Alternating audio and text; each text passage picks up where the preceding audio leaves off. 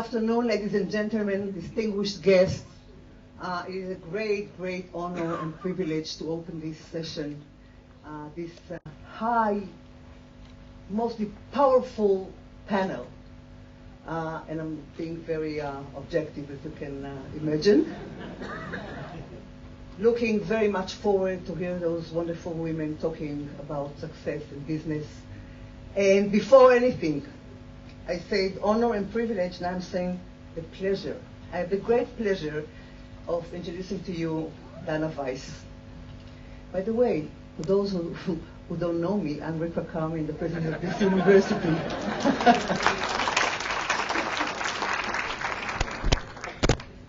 So, Dana Weiss. Dana was born in Jerusalem. Her undergraduate degree in law and communication, as well as her master's degree in law, is from the Hebrew U. Dana joined Channel 2 News in 1993.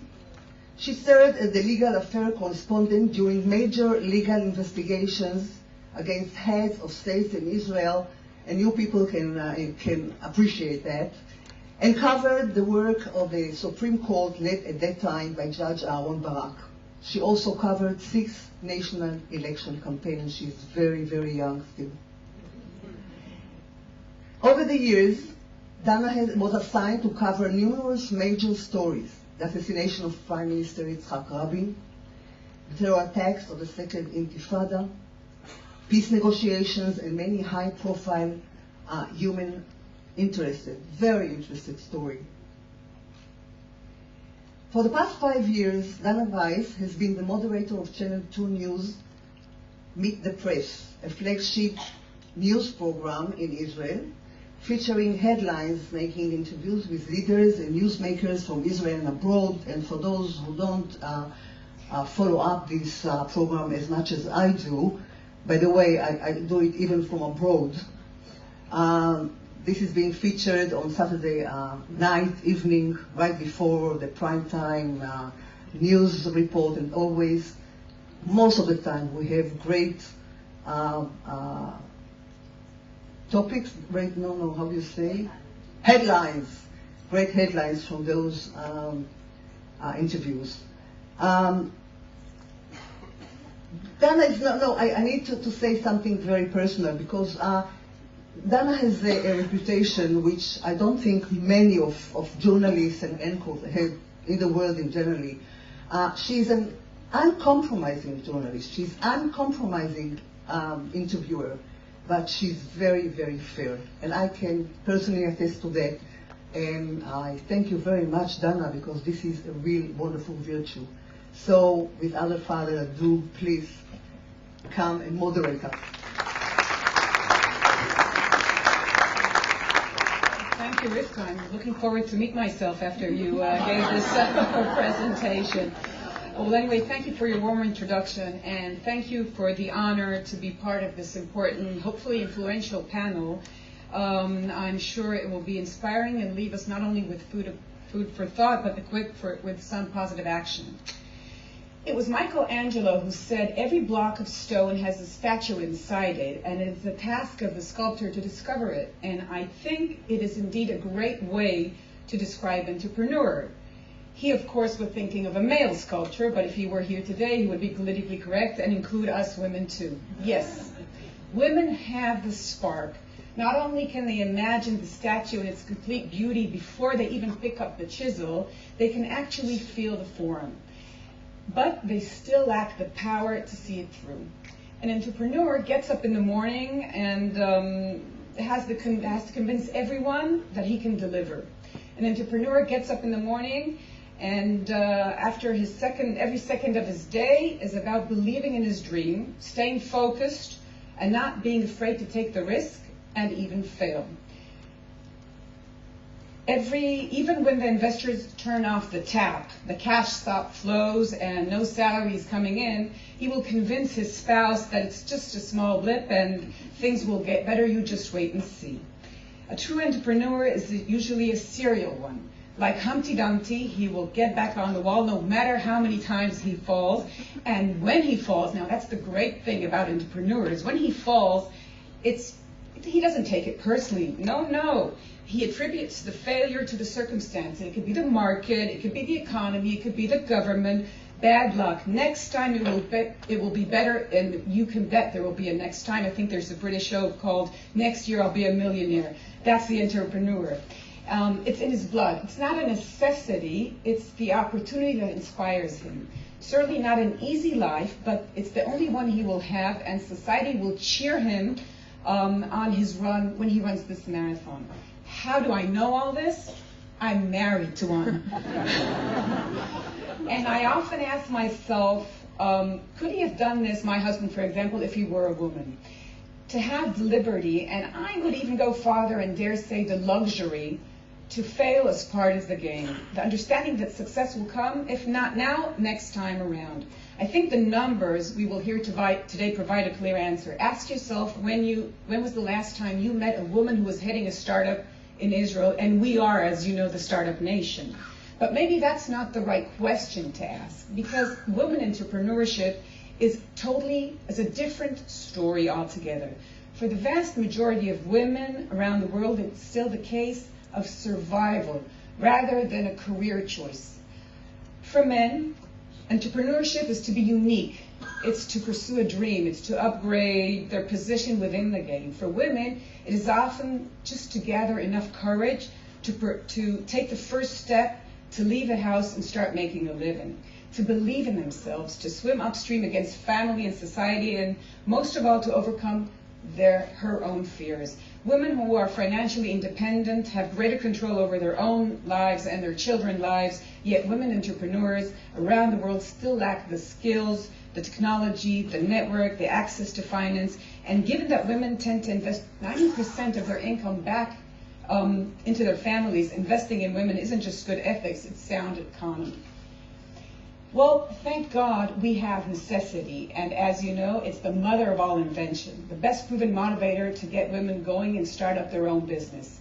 Yes, the pink startup nation is still a small enterprise. It's still related to our lives, usually just enough to get by, but it's going to make a huge difference. So I think first we'll take the pink ghetto and then we'll take Wall Street, or even better, establish Woman Street with with a much fairer set of rules. So I see, as you see, we have a lot to discuss today, and we have just the right guests to do. So first and foremost, Cherie Blair, as you know, Ben-Gurion University is home to the Benji Center for Enterprise and High-Tech Management, and later today, the university will bestow an honorary doctorate upon Cherie Blair CBE for her outstanding contribution to encouraging and empowering women entrepreneurs around the world, including here in Israel. So after I properly introduce Ms. Blair, we will have her as our keynote speaker, and then we will be joined on stage by two other women, Jackie Roth, a local entrepreneur with unique experience to share with us, and one BGU academic, Professor Daphne Schwartz, who focuses exactly on entrepreneurship and on business. And we also have a man on the panel, Freddie Granit, who is actually involved in mentoring in some outstanding and ambitious women. So it's a great honor for me to introduce to you our keynote speaker, a woman who has made a point of being a first lady way before she moved into Downing at 10 as former wife of British Prime Minister Mr. Tony Blair. The first member of her family to go to university. She studied law at the London School of Economics, and ever since has broken that glass ceiling. Called to the bar in 1976, she became a Queen's Counsel in 1995 and is a founding member of the Matrix Chamber. She sits as a part-time judge as records are known, and is also a mediator. In 2007, she was awarded the Eleanor Roosevelt Von Kiel Medal in recognition of her high ideals and courageous actions. Cherie holds an honorary degree in the Open University and Liverpool Hope University. And as setting records go, she gave birth to her youngest of 4 children, Leo, making him the first child born to serving Prime Minister for over a century. In 2008, she founded the Cherie Blair Foundation for Women to help women build small and growing businesses in developing and emerging markets so they can contribute to their economy, and have a stronger voice in their societies. As well as fighting for human rights in her professional career, Cherie is an active campaigner on equal and human rights issues. In addition to founding her own charity, she remained closely involved with charities with special emphasis on women and children. She's a member of the International Center for Research on Women's Leadership Council, ambassador for the GCMA Women's Program, honorary vice president of Barandos, president of Lambo Foundation, ambassador for Scope, trustee of Africa Justice Foundation, and patron of a number of charities, including Breast Cancer Center in Salvador. Cherie is also Vice President with U.S. Secretary of State, International Council for Women's Business Leadership, and Honorary Chair of the World Justice Project.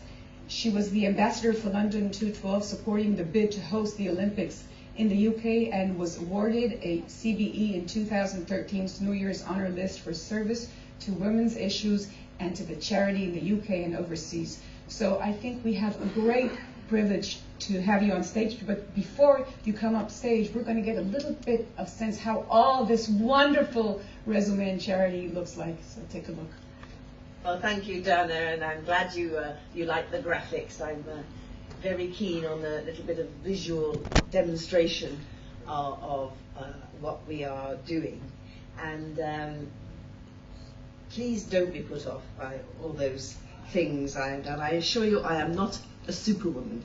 But what I've decided in my later years, I've decided actually what I am is a serial entrepreneur myself. First as a self-employed barrister, then as someone who set up Matrix Chambers, then someone who set up her own foundation, and then just recently, under a new change we have in our legal structures in the UK, I also now set up an international legal consultancy. So I try and practice what I preach. But you know, women's empowerment has always been a passion of mine. And across the world, people are talking more and more about what that means. And certainly it is my ambition in my lifetime to actually see women and men everywhere in the world reach equal dignity and respect. Now, women's empowerment, of course, can take many forms. Education is one, and in a place like this university, we must acknowledge that. But I think increasingly, people have been realizing that opening up opportunities for women to have economic independence, enabling women to run their own businesses, has become a key, not only in helping the empowerment of women, but also the driver of so many economies. After all, 50% of the population of the world, actually slightly more than 50%, are women. And I know here that Ben-Gurion University is aligned with this thinking, not least because it takes part in the Global Entrepreneurship Monitoring Research Project on behalf of Israel. But you know, it's not just that this is the right thing to do, it's also because it's actually the sensible thing to do if we're going to achieve a fair world in the 21st century. But how did this all come about? So, as I used to say in my childhood, once upon a time, let me take you back to a young girl from Liverpool, from a relatively modest home, who learned at the age of 8 a very early lesson as to why women had to be financially independent. Because when I was 8, my father, who by then, and some of you come from England might even remember, was becoming quite a famous soap actor, abandoned my mother and my sister and I, and left her to look after her 2 daughters on her own. Since she'd left school at 14 and had given up her own career as a RADA-trained actress in order to look after her 2 children, this was a very difficult task. And from an early age, I understood that without the ability to stand on your own 2 feet, as a woman, you are very, very vulnerable. My mother was determined that I would get the opportunities that she'd been denied, And I think it's fair to say, in some ways, I was almost like the boy in our household, because my mother and my grandmother were focused on making sure that I did indeed succeed, and you heard.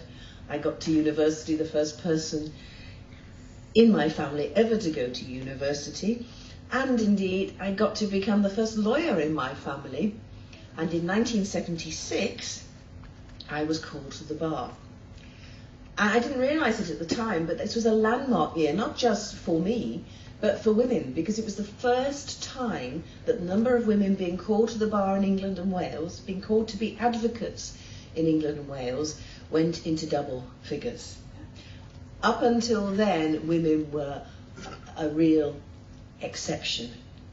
I actually came top of the bar finals that year. I was the top student in the year, and yet, when I came to find a place to actually begin my practice at the bar, I discovered that that really didn't matter.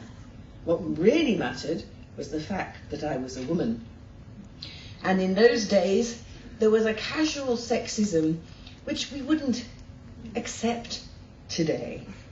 It was very common for women to be told, we don't take women, because women don't make good advocates. Now this is surprising, because one of the reasons I went into the law in the first place was because of the first ever woman QC. And she was somebody some of you here may have heard of. She was from Liverpool like me, and she was called Rose Halbrom. She was indeed a good Jewish girl from Liverpool. And in 1949 she became the first ever woman to become a QC. And somehow I thought in Liverpool that if one Liverpool girl could make it at the bar, surely I could too. But of course I soon learnt that the reason Rose was so famous was because she was so exceptional. By this time she'd become only the second ever woman High Court judge. And she was a brilliant advocate, but nevertheless it was still said that women couldn't speak out in court. But I did find someone to take me on, and at the end of the year he said to me, well, Cherie, we've got 2 candidates for the post, the permanent post in our chambers. One's a girl and one's a boy. So obviously we have to take on the boy. He's a better bet. Now this was a bit unfair, because actually the boy himself admitted that I was a better lawyer, and indeed on paper there's no doubt about that whatsoever. The other thing was, actually it was a bit of a bad bet by them, because the boy was Tony Blair.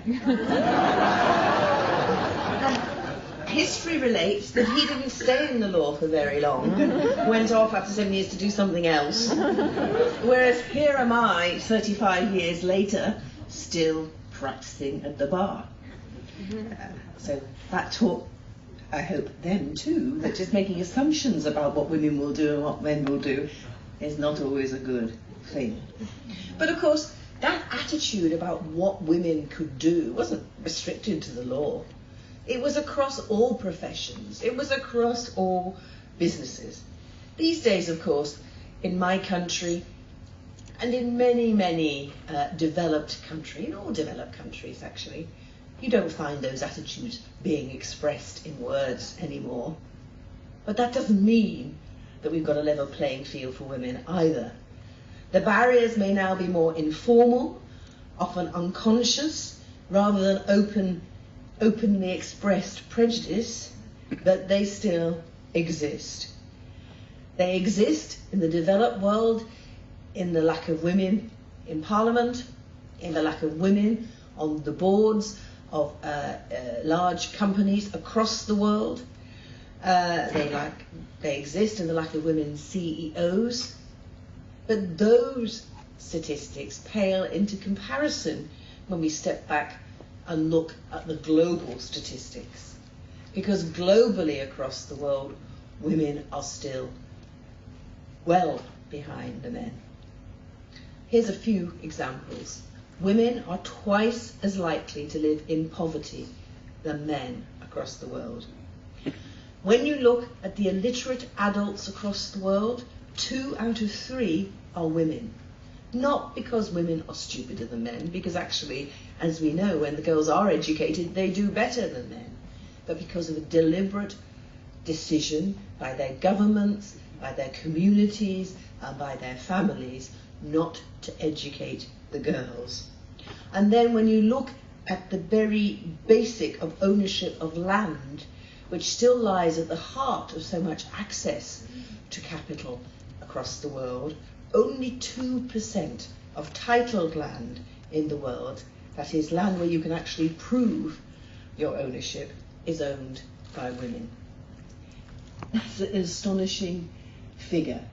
I'm not saying that women don't work with their husbands on the land, but when it comes to who has the formal ownership of that land, it's the man, not the woman. And the consequences for the world are devastating, not just in lack of individual growth and opportunity, but also for the families where these women are, and to the health and prosperity of their whole societies. Now, that's something that happens across the world, but it happens here in Israel too. As we've heard, people associate Israel with entrepreneurship and with innovation. And the global entrepreneurship monitor that I mentioned that this university contributes to shows that women in Israel are actually now moving in to business, and they are taking advantage of business opportunities. But nevertheless, in 2012, for every woman entrepreneur, there is still 1.4 male entrepreneurs. So, Israel could do better. You could see more women entrepreneurs in Israel, and as a consequence, you would see more development. Now, I spent my life as a lawyer, but as some of you know, that Tony Blair did sweep me off my feet and landed me at one time in 10 Downing Street. And now that was a challenge for my career, but it was also an opportunity for me as a person, because it opened up the opportunity to travel the world, to meet and talk to people who I'd otherwise never have met. And it led me to do things like have Stevie Wonder sing Ma Cherie Amour for me at the Clinton White House dinner. That wasn't bad. As a good Catholic girl, it got me to meet 2 popes. But two popes, 2 presidents of America, 2 presidents of France, I could go on. But the thing that sticks most in my mind is actually meeting the women around the world. Because I was a woman, because I was interested in women's issues, and because I was a human rights lawyer, I had the privilege of meeting. And many of those women were gaining their independence by setting up their own businesses. Some of them tiny businesses in their homes when there was virtually no other opportunities available for them at all. And some of them amazingly successful entrepreneurs who had been lucky enough perhaps to inherit a family business and who had taken that on and really moved it to another level. Of course, I met an example of that here in Israel with my friend Ofra Strauss, who I'm sure many of you know what great things she's done with her family business. And when it came to me, my husband standing down in 2007, I had to make a decision. I had learned so much. It was something that had broadened my mind. But was that just a personal experience? Or was it something that I could do something with to make a difference?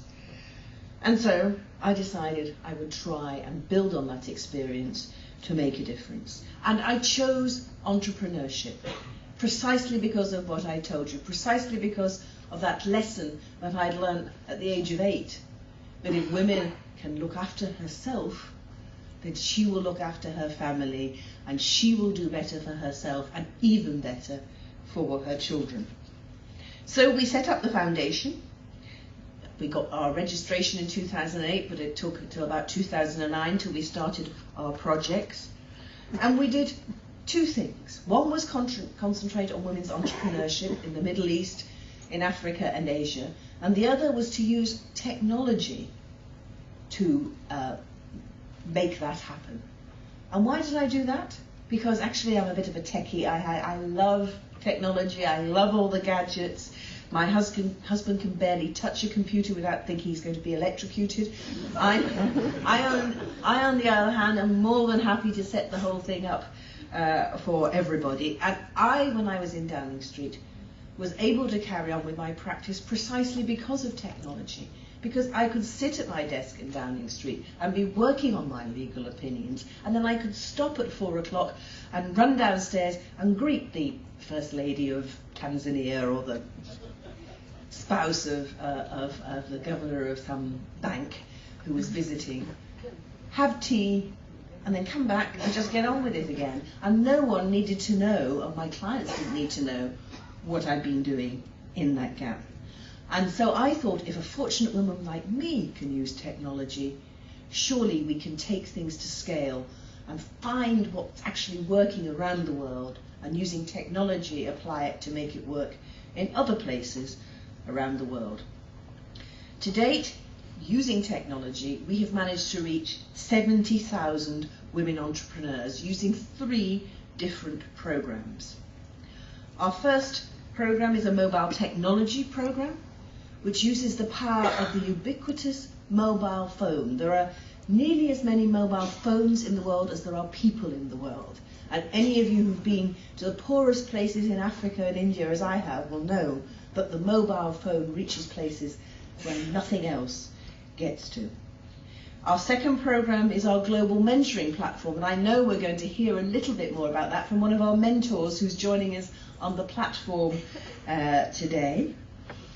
And finally, the enterprise development program that you've seen the little video about. We've been able to do that because of my passionate belief, come from what I've seen in Downing Street, is that there are so many good organisations already working on the ground that we don't have to actually set up our new organisation. What we need to do is partner with these organisations and take their good work further and more broadly, particularly by using technology.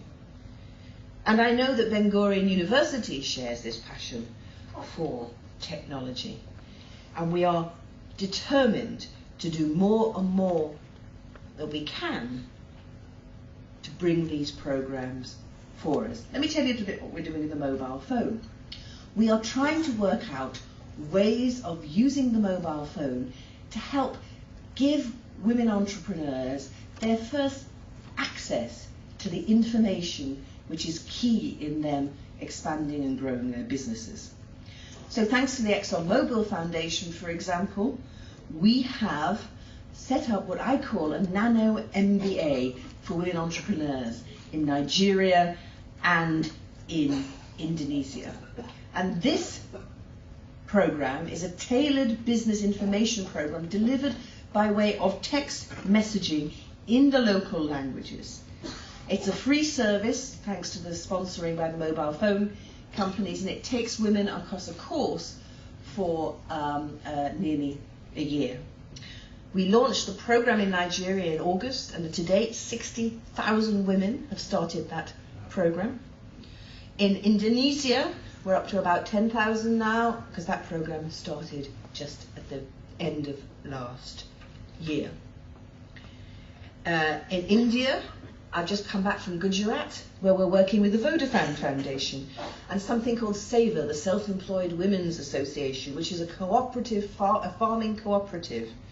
And we have devised a mobile-based management information system for 2,000 women entrepreneurs working in SAVER's distribution network in Gujarat.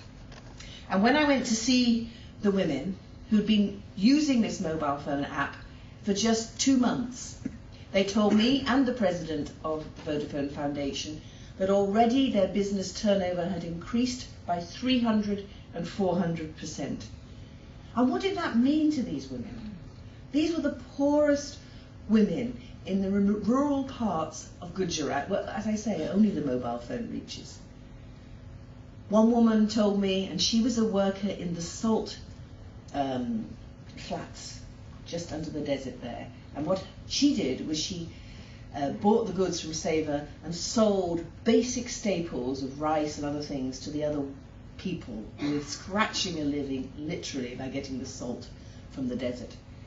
She said because of the increase that this app had helped her have in her turnover, instead of her children and her having 1 meal a day, they could have 2. Other women who were slightly more fortunate, she was a widow, that was all she could get to do, were telling me that it enabled them to send their children to school, because in India you get free education, but if you don't have the right uniform and the right kit, it's very difficult. Others were saving to send their children to college. Practical things that these women were doing with the additional bit of income, not to help themselves. Not a single one of them said to me, I'm taking more time off. And certainly not a single one of them said, I'm spending it on my nails or my hair. They were all spending it on making their family's life better. Then we have our mentoring platform, and you will hear a bit more about that, but what it does is, thanks to Google, we match men and women across the world, and I say this deliberately because we very much want male mentors, and our mentor today is indeed a man. Why do I want male mentors? Well, one, because we don't do anything to change the situation for women if we don't involve men. And secondly, so many of the women who are our mentees across the world don't know what a decent man looks like. They've only seen men that say no. To find a man who actually wants to help them is a revelation to them. We started with a pilot with 30 women mentees and 30 mentors. Now we have reached 1,000 women, and that's we hope to grow beyond that. And our mentees come from different countries, because the point about the mentorship program is it's an add-on we offer to partnership organizations. We are actually in 50 different countries, including right here in Israel. But we don't actually need to have a project in that country, provided we have a good partner that we can validate, who is doing good business training and who feels that some of their women would benefit from a years-long relationship over the internet with a mentor. So in Tel Aviv, we have a young woman called Netta, and she has an events management business. And she is teamed up with her mentor in England, and she is getting business development advice and assistance and a shoulder to lean on for a whole year. And as I say, Frederick, who's going to come and speak to us later, will tell you a little bit about his experience so far with his mentee in Malaysia. Then we have our enterprise development program. And there, as you've seen, we've supported over 700 women. 100 of those are in Jerusalem, thanks to the generous support of Cheryl Saban's foundation, Women's Self-Worth Foundation. We are providing practical training in business skills, financing, and networks with a group of women in Jerusalem. And tomorrow I'm going to meet with some of our project members who are part of the Orthodox community in Jerusalem, and visit 2 of their businesses and talk with them about how the program is helping them develop. We do it, of course, as well in Ramallah, where we have a business development centre, which I'm also going to visit tomorrow. And we again provide tailored business training, marketing and financial advice, and help women grow their projects. We have a young woman there called Sabrine, and she owns a kitchen club business which teaches kids how to cook. And it's been linked in with government and private schools, and together she's been able to expand and grow that business. Then again, and I know people are here today because I saw some of them who I know, we have a great project with the Western Galilee College in Akko, where we have built on their already great commitment to women's education, where 70% of their students are women, to build on the business skills degree that they offer. The students come from all backgrounds, Muslim, Jewish, Christian, Druze communities.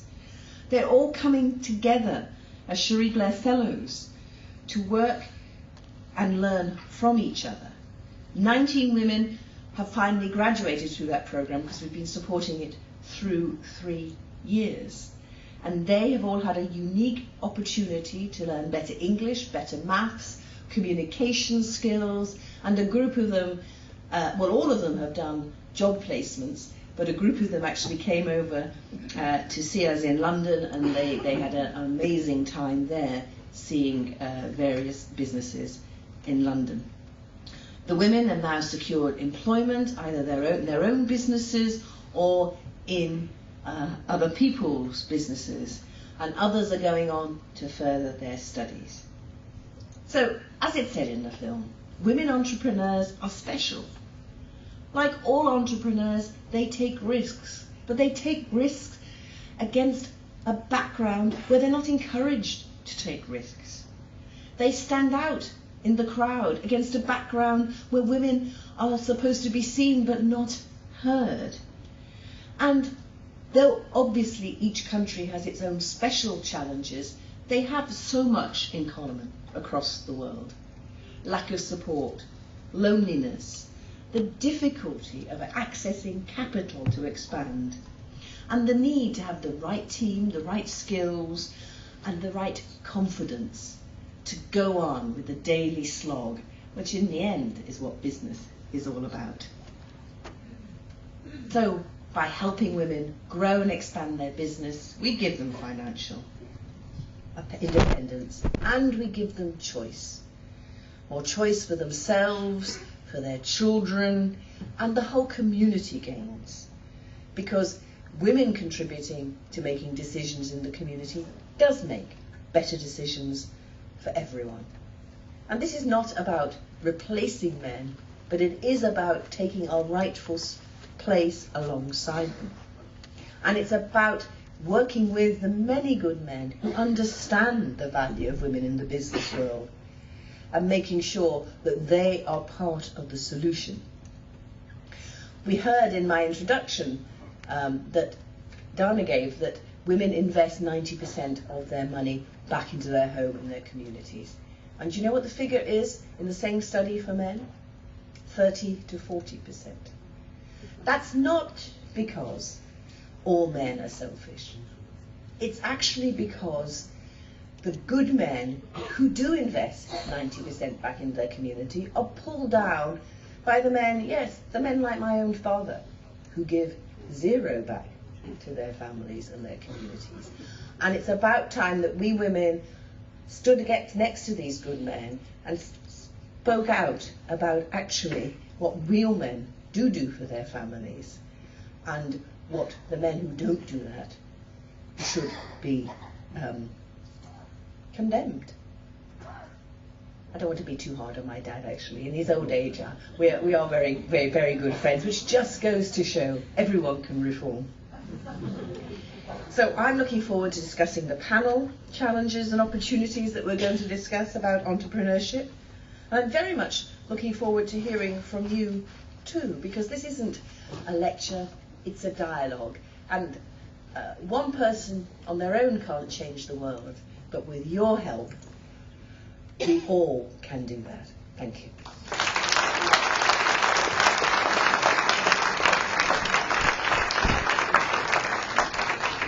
Thank you, Cherie, for your inspiring words. I think it was exactly what we needed in order to get the conversation going. And indeed, it's going to be a conversation both on stage, and we'd love to hear your input from the audience. I'm going to introduce to you the panelists that will join us on stage after we get a glance at their natural environment.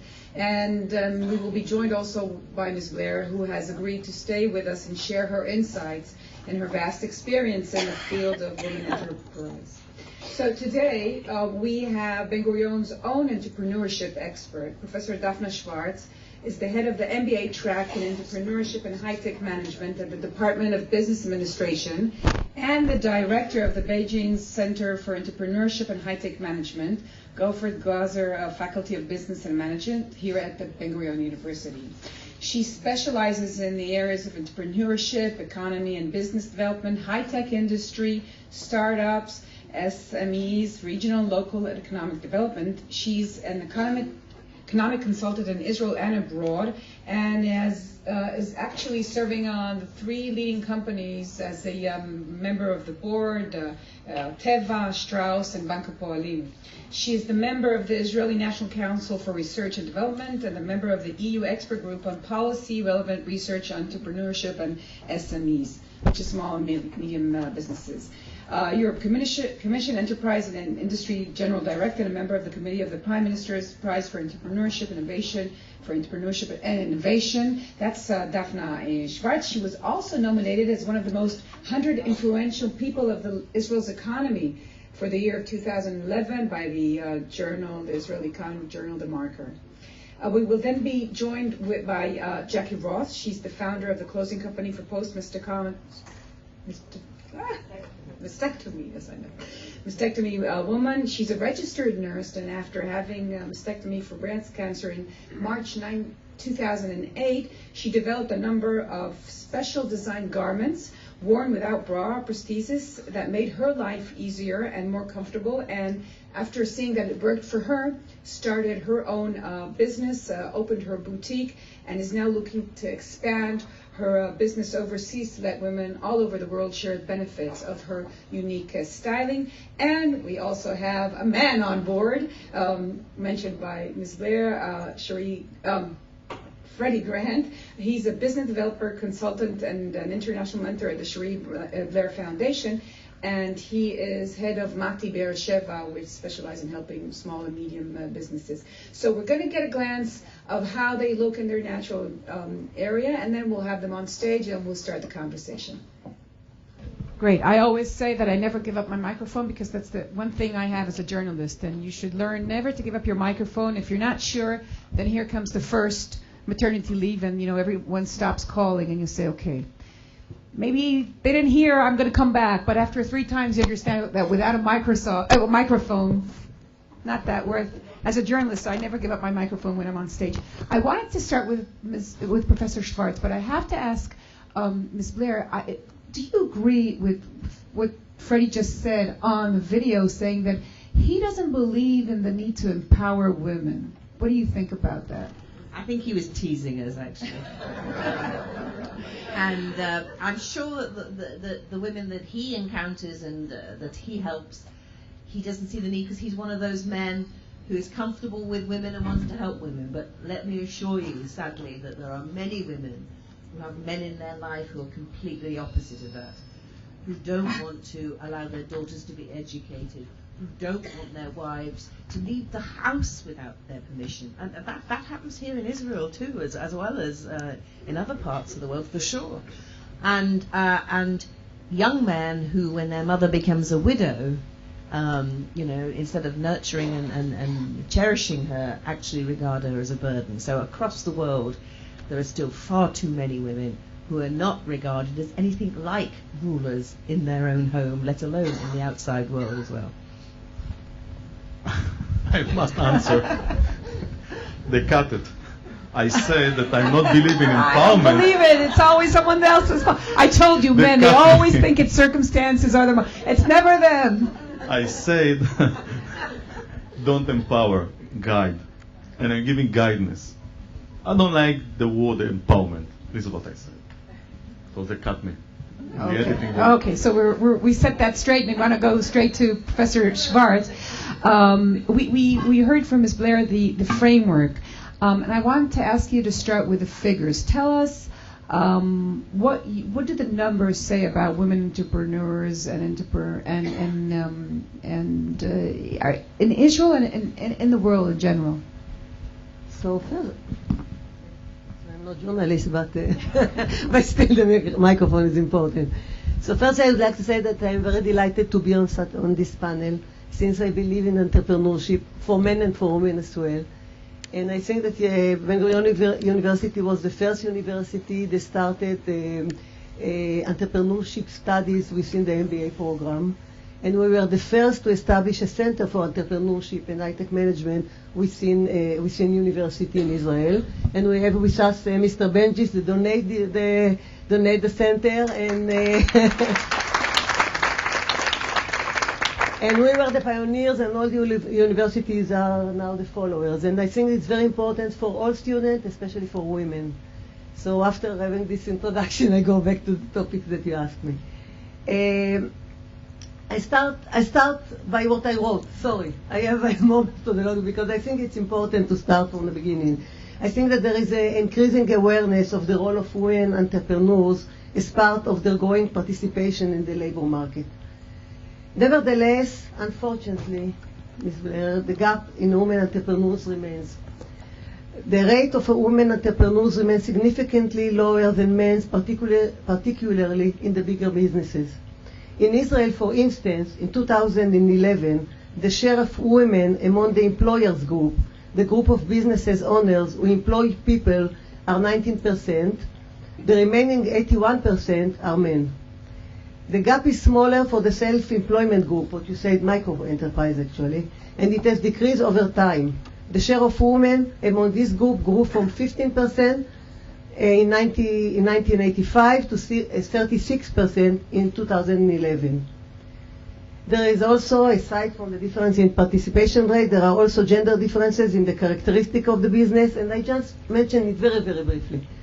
Women are better represented in the micro businesses, as I already said.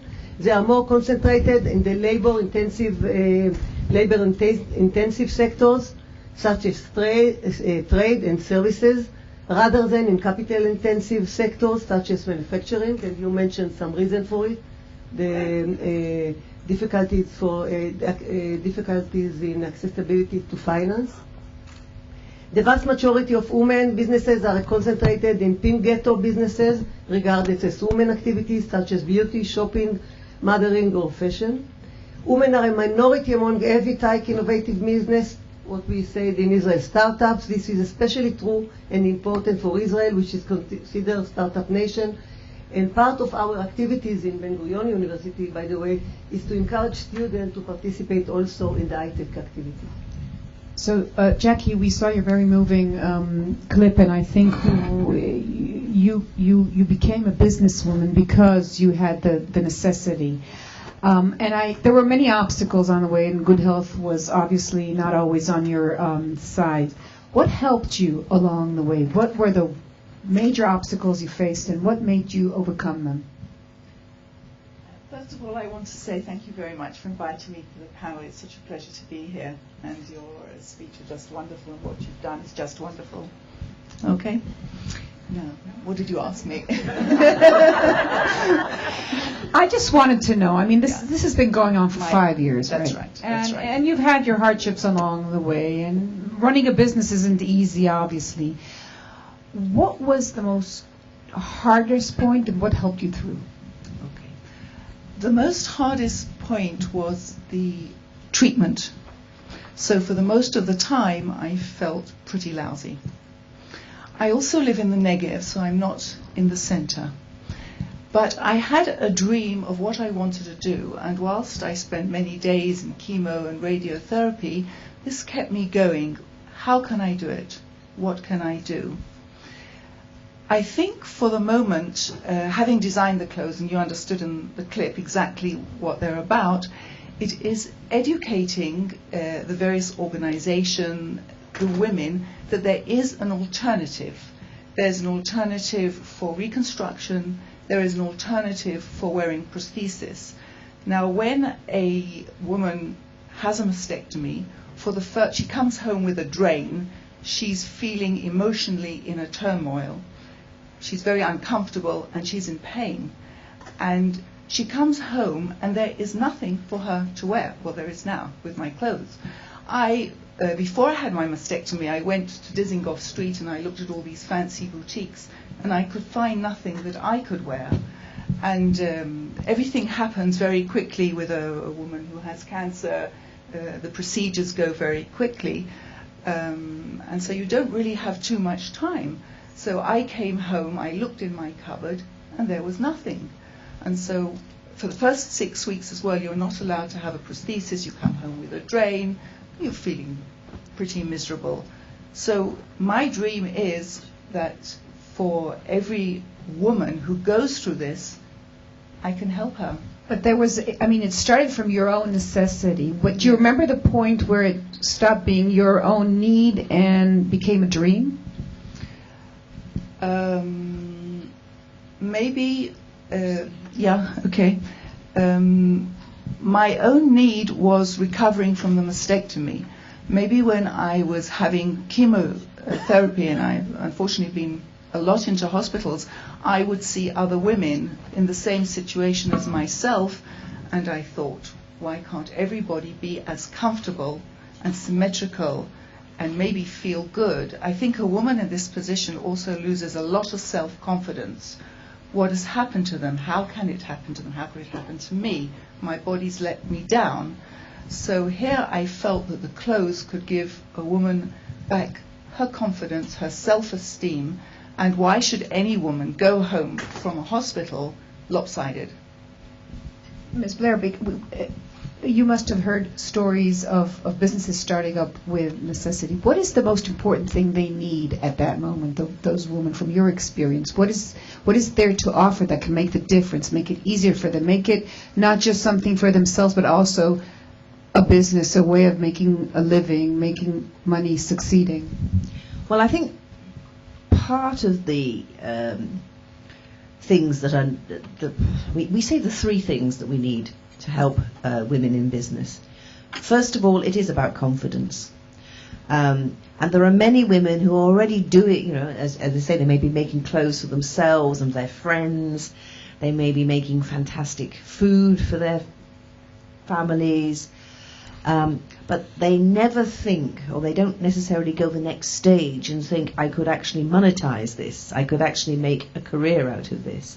And it's partly about confidence, just saying to them, you know, actually, you've got something special here, and you could use that to give yourself financial independence.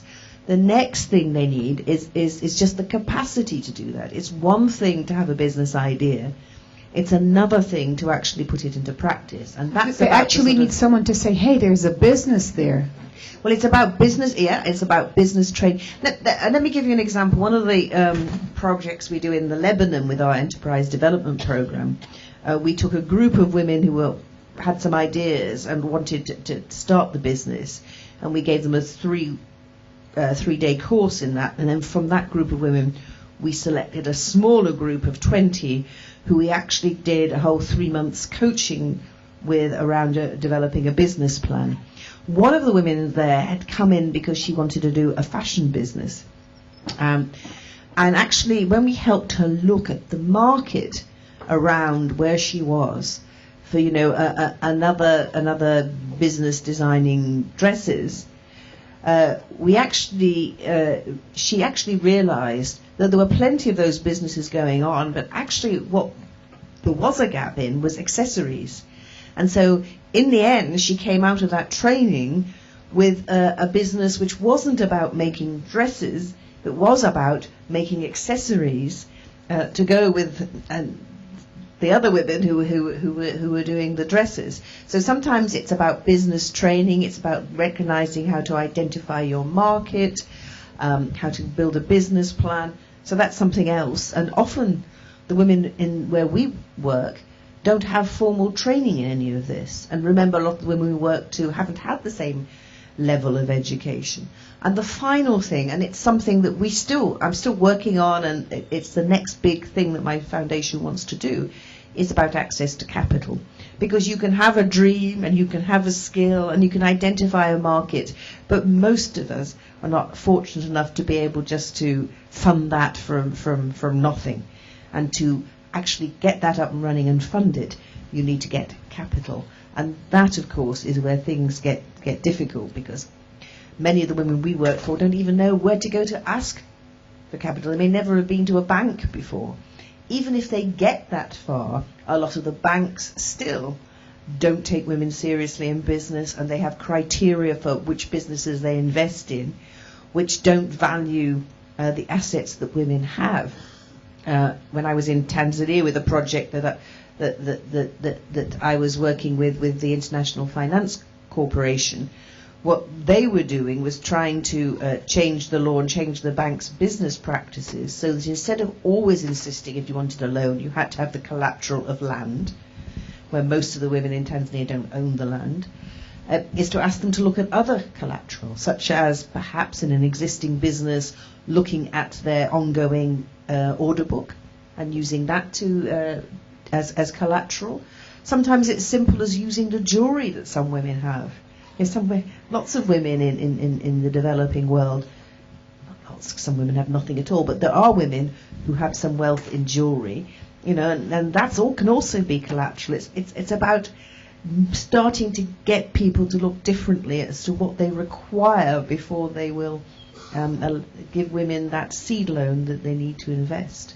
And I want to pick up from that point where you talk about the differences of culture and different countries have different needs. Now, Freddie, I understand that you actually monitor someone in a businesswoman mentoring. Sorry, someone in Indonesia. You're right. So how does that work? But first, Cherie, after you find mentors that saying yes to women, you need to find bank managers to say yes to them.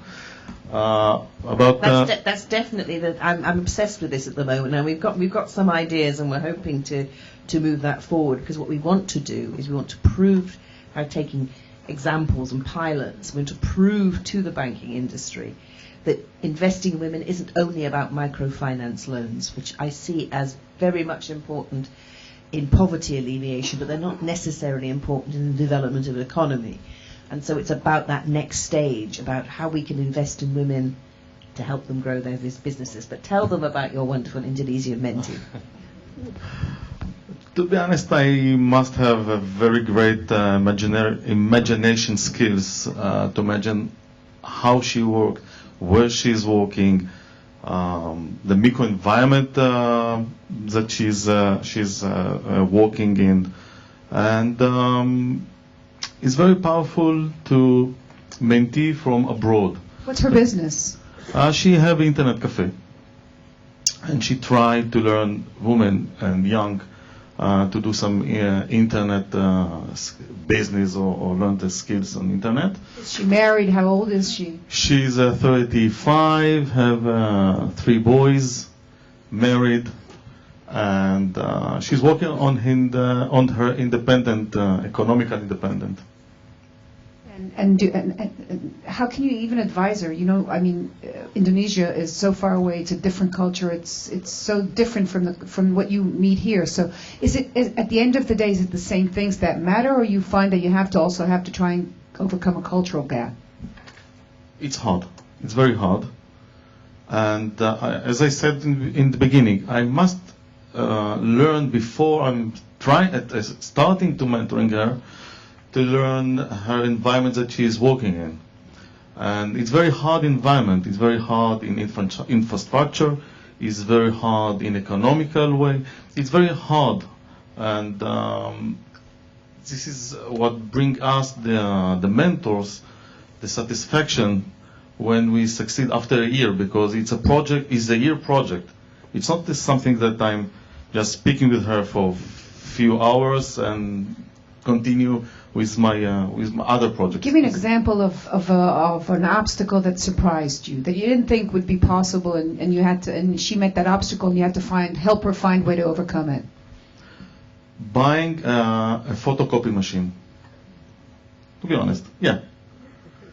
We found out that nobody have this service. A Xerox machine? Yeah, Xerox machine. And she was focused on internet. And after she buy the Xerox machine, students come to her shop and do the Xerox. After doing the Xerox, it was surfing in the internet. And only a Xerox machine bring the other angle of. So you were sitting in. I just want to, Matt. You were sitting in Nachalos and thinking, "Wow, you should put a Xerox machine." Then told her, "Go get a Xerox." She said, "I don't have." How did it work? She thought about the Xerox machine. No, it was my idea. It was my idea. But we think together what we bring.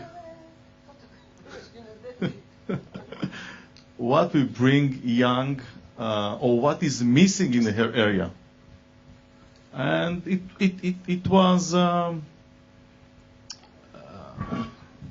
process. A process. It was a process that we... Can I give an example from another part of the world, from the Jewish Orthodox in Israel? A PhD student of us is doing now her PhD on women entrepreneurs. A PhD student in our faculty is doing, under my supervision, is doing PhD on women entrepreneurship among the Jewish Orthodox. And this is a closed society, very, very closed society. And actually, we know nothing about it. She is herself a Jewish Orthodox, so she is familiar with it, and they are very open to her. So we found out that a main gatekeeper in this society is the rabbi. So if you want to encourage them to go to open their own businesses, and most of their businesses is informal businesses in a way, and they even don't change services between them. One sells something, the other give a private lesson, the other take a drive. So you have to convince the rabbi to allow them to open a business. So you have to know the culture. You have to be very familiar with the culture. So why do you the same about the Arab sector, by the So way. why do you make a point of having international mentors then? Why not look for a mentor for what's her name? Your mentee? Susie from Indonesia. Well, because sometimes there just aren't any people there. I mean, you come back to this situation that I talked about my experiences in 1976. I wasn't the only woman barrister at the time, but I was one of a few. And, there weren't necessarily anyone who had the same experiences or who had the same knowledge. Now, imagine that if you're in the middle of India or outside Indonesia or in Africa, there may not be anyone nearby to you who actually provides, has that experience to be able to help you. They may not, if there is somebody there, they may not want to help you, not least because they may feel that if they do so, they'll get criticized by the wider community, because what are you doing helping this women?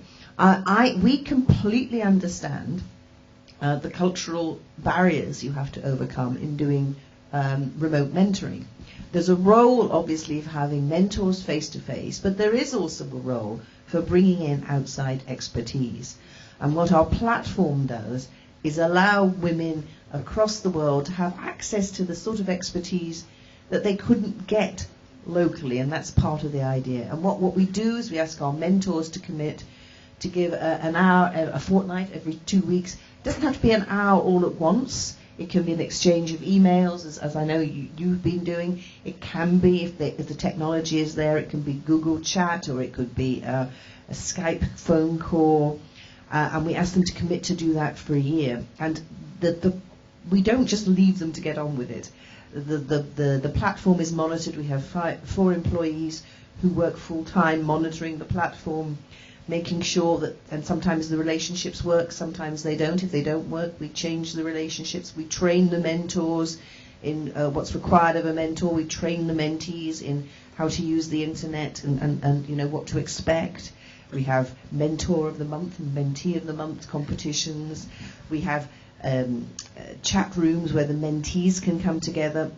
I was recently in Malaysia seeing a group of our mentees there, and what was interesting is how much they also communicated with each other as mentee to As mentee, a network, as setting up a network, as well as what they got out of what they were getting from their mentors. Some mentors we use have particular expertise. They may be financial experts, they may be coaching experts.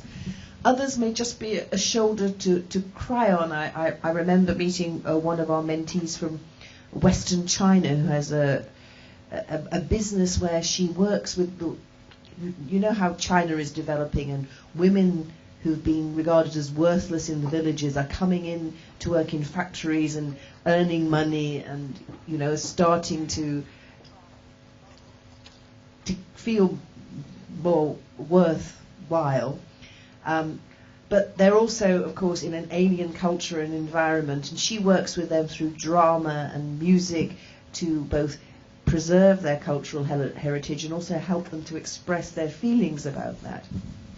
And she actually came over on a British Council scholarship to Britain, and she met her British mentor. And when she went back, she sent this marvellous little recording she made, which was almost like a sort of love letter to her female mentor about just knowing that even though you're at the end of my day, it's just beginning your day, and even though we're thousands of miles apart, that there's someone in the world who cares enough about me to stretch out a hand and help.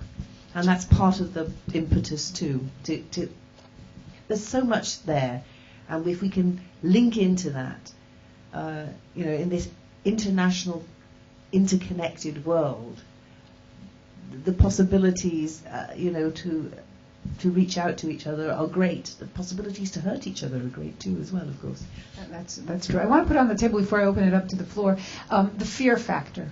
Daphne, can you help us with the research? I know that you've done research on the fear factor, going to students, strong students, male and female and business and management students who have it all, and you found the fear factor there. So if you could give us a bit about that.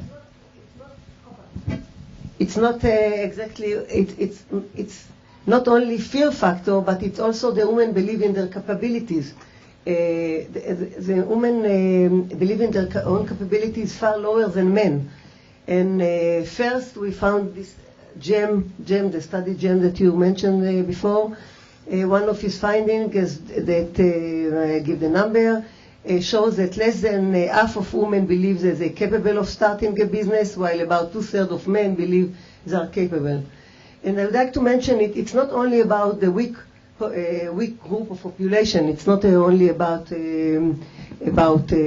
low income of population, but it's also about our students, by the way. I conducted together with my colleague, Professor Ayala Malach-Pines, research, and we asked our management student about about their perception, what they are thinking, whether they are being able to open a business or not. And it's very interesting to see that there is and there was no gender differences in entrepreneurial background and the qualification of the students. It's very important to mention. Nevertheless, the results showed large gender differences in the willingness to start a business, with men reporting a greater desire to be a business owner than women. And they have the same qualifications. The same qualification, but more important is that in addition, the findings show that women are far lower than men in the belief in their capabilities. And I would like to mention, they view themselves as less suitable to be business owners than men, having less business experience, and they have the same qualification, less economic and budget understanding, less marketing and business knowledge, and less money. They have the same background, and they are managing a student in our university. So this is a surprising finding, and we found out that we have to empower them. In spite of what you said before, we have to empower them. And we have to give them the tools and qualifications. And we have to give the tools and the qualifications through the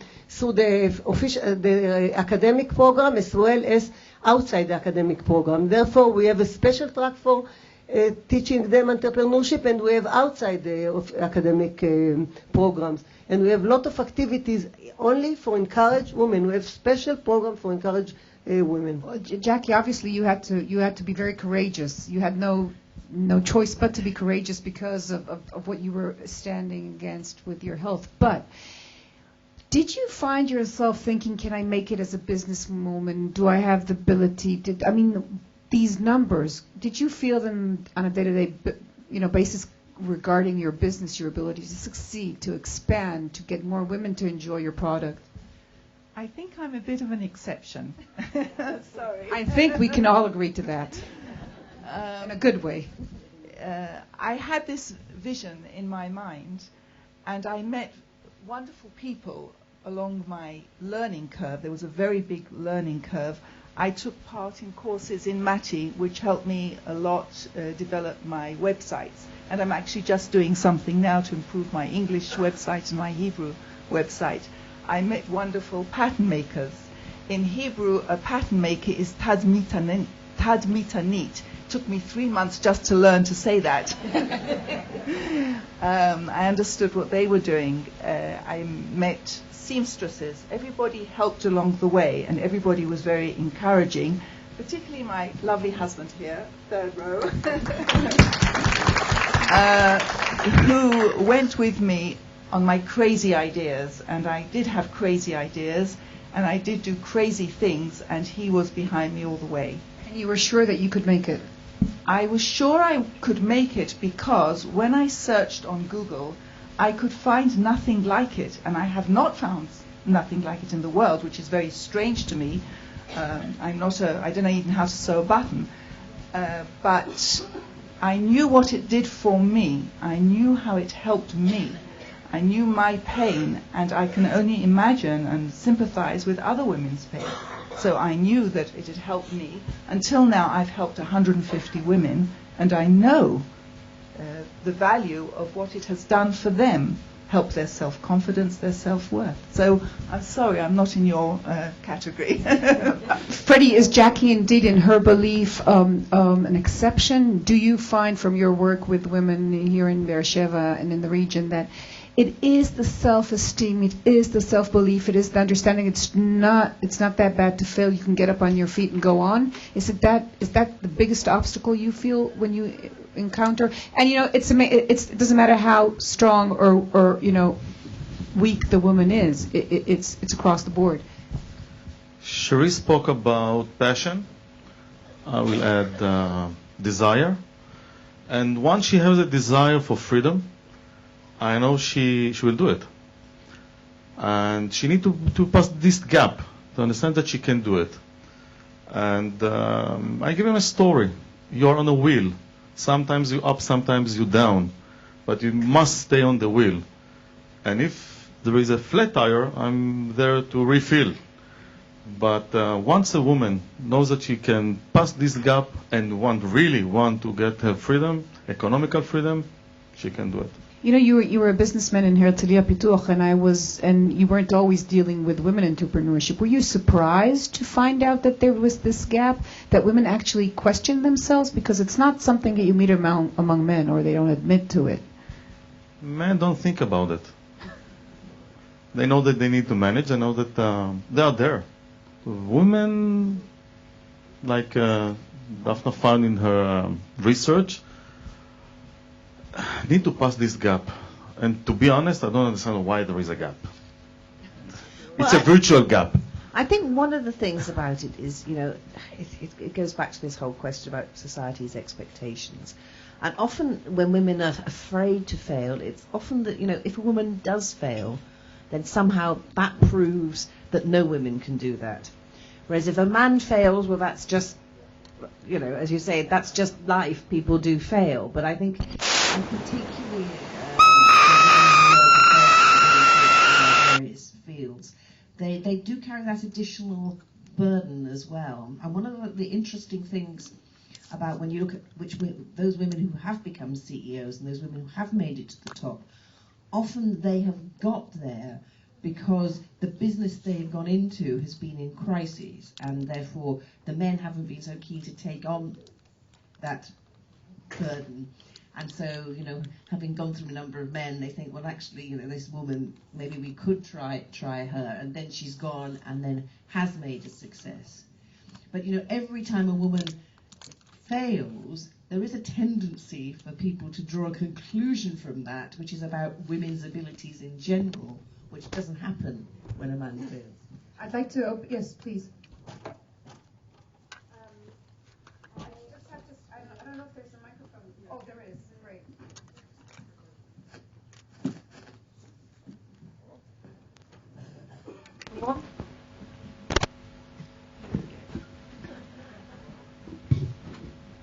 Hi. I just have a question about younger women or women who are having children. And I'll talk about my peer group because it's culturally what I understand. So let's say here, Negev, Israel, rather than somewhere else. When the opportunity cost of becoming an entrepreneur is a salary, which often pays for your child care, it's not just big capital, it's month-to-month cash flow. And I think there's a lot of great mentorship, but in terms of bridge loans for middle-class women, there's a gap there. What's happening there? I think you're absolutely right to identify this question of families, and I don't see that only as a woman's problem, but traditionally it's always been regarded as a woman's problem. And one of the things, and whether it's entrepreneurship or progression within businesses, we really have to, as a society, stop thinking about mothers and think about parents, and we need to start working on ways in which businesses can allow people to fulfill their absolute right to become parents, and at the same time not write off half the people who come into those businesses because they need to have, biology has to have some kind of acknowledgement. I mean, that's why in our countries there are special rights for maternity leave. But we need to look. No, and I in my own life, in my own career, because I was a self-employed barrister, I didn't get any maternity leave either. That's for sure. What's interesting, though, is that what we also find, I think, is that there are many women who, because when they have children, find that bigger companies can't adapt to allow them to do the sort of work-life balance they want. That's often an impetus for a woman to actually then go out and set up her own business. So it does work the other way as well. But I think we have to think more imaginatively about how we enable all people, men and women, to both fulfill their role as parents and also fulfill their roles as economic actors in our society. And we've got a pretty sort of still fairly rigid way of doing that, which makes assumptions about what men do and what women do. And actually those assumptions are based on a way of life which, I suppose it existed in some parts of the world at some time, but really it's not really representative, and yet it seems to be the role to set the boundaries for everything else that we do.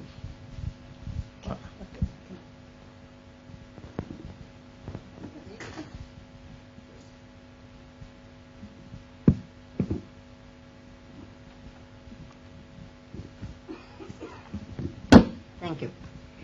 An important element in opening a business is finance, and we hardly heard anything about it. Most women won't have at their disposal the initial sum of money needed to open a business. And I want to ask you, regular banks ask for a lot of conditions in order to give you a loan. Is there any system that helps women vis-a-vis banks? Have you found that you needed to intervene in this business? And do foundations make it easier for women to get this initial loan in order to start their business? Well, what you say about access to capital is absolutely crucial, and as I said, it is something that we are particularly looking at. And one of the things, when I started my mobile phone project, what we actually did was we commissioned a report with the GSMA to see whether women were getting equal access to the benefits of mobile phone technology. We identified that there was a gap, and we also identified that not filling that gap was costing the mobile phone industry $13 billion in lost business. Mm-hmm. That proved a focal point for them to decide that they should do something about it, hence the Mobile Women program that I'm a global patron of, as well as the work we do. And we're thinking and we're talking to a number of banks and others to try and do something similar, to look at what's happening in women's access to capital and what works and what doesn't work. So that is something that I'm actively looking for the right partner to do at the moment. But in a practical sense, let me tell you about one of our mobile phone projects that we're doing. Some of you may have heard of this whole phenomenon of mobile money, it started with Safaricom in Kenya, and it's about women being able to make payments. It's not credit, you buy your time on the mobile phone like a pay-as-you-go phone, but instead of using it to make phone calls, you can actually use it to pay for goods and services. Now that system depends on there being around the country mobile phone kiosks where you can go with your mobile money and exchange it for goods.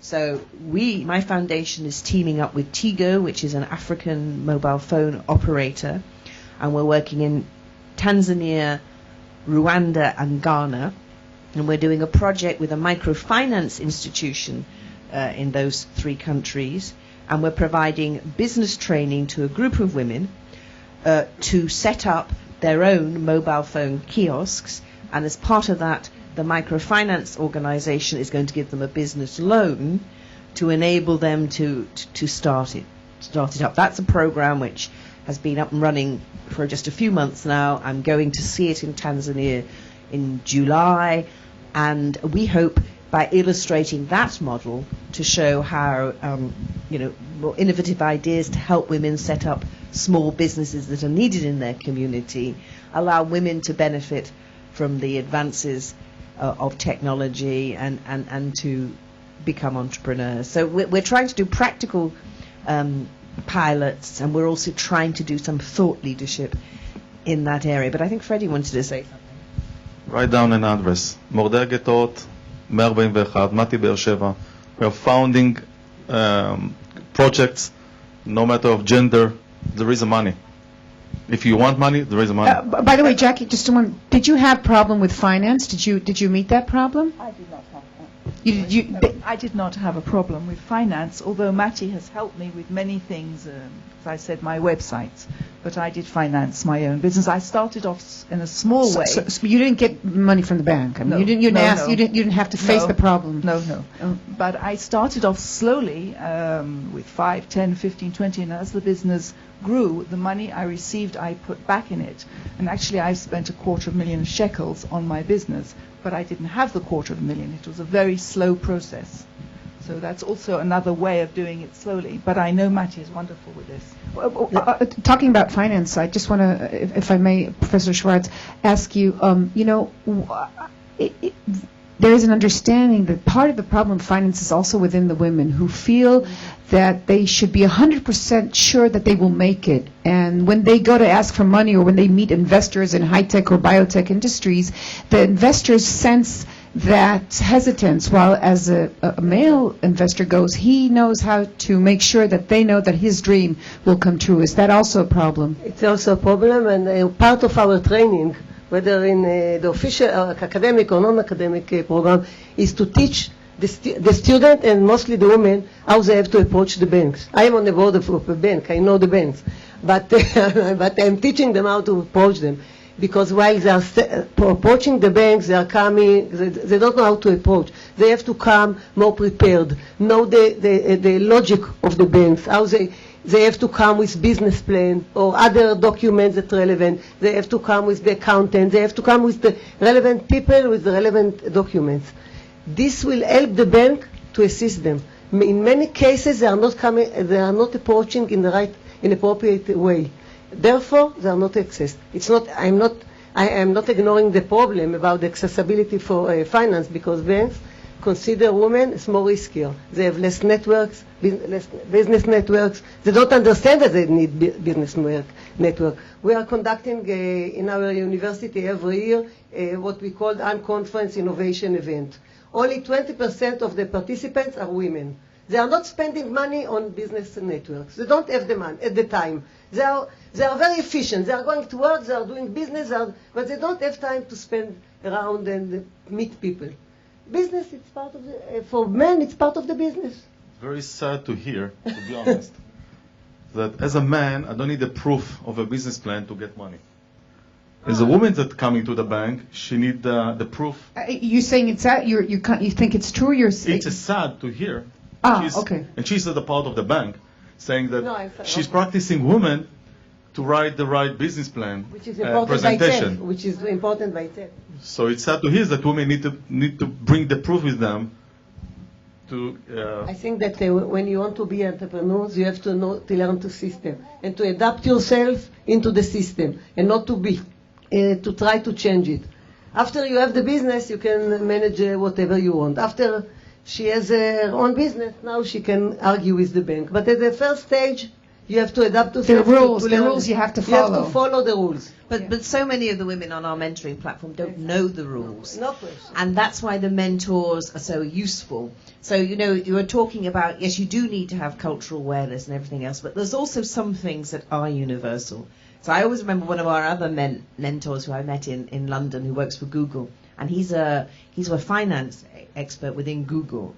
And he came to one of our mentoring events, and I said, "Oh, and who are you mentoring?" And he was mentoring this lady in India, and I said, "Oh, what does she do?" And she said she has an interior design company. Now, this man had on orange cords and a sort of very odd purpley kind of shirt. So looking at him, I could tell that possibly interior design was not his thing. So I said, "Oh, in what way are you helping her?"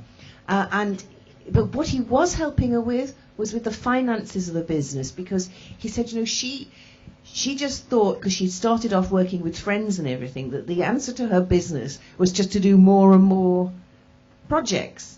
And no one had sort of said to her about doing a cost-benefit analysis about what she was doing and pricing.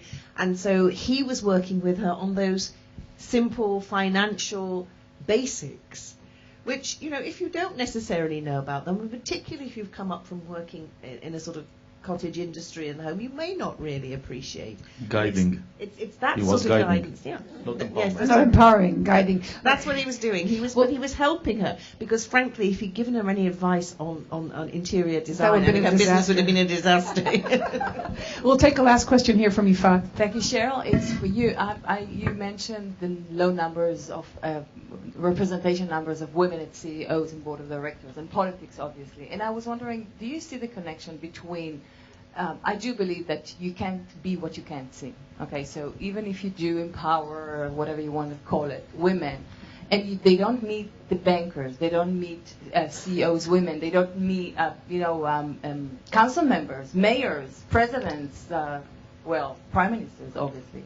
And Rwanda, by the way, has the largest number of women in parliament in the world, which is 56%. So maybe, I do believe, by the way, that's the solution, be from top down, also from down up. But maybe this is the reason why we cannot maybe jump, this barrier, which is the gap is so big. Well, the identification of role models is absolutely crucial, for sure. I mean, I spoke of my own journey, didn't I?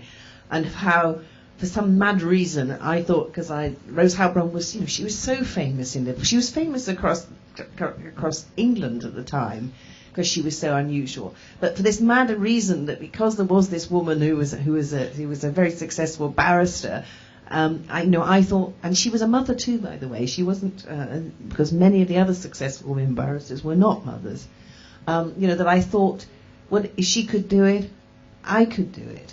And I always remember a story that Ellen Johnson Sirleaf told me, because she's the very first ever elected woman president in Africa.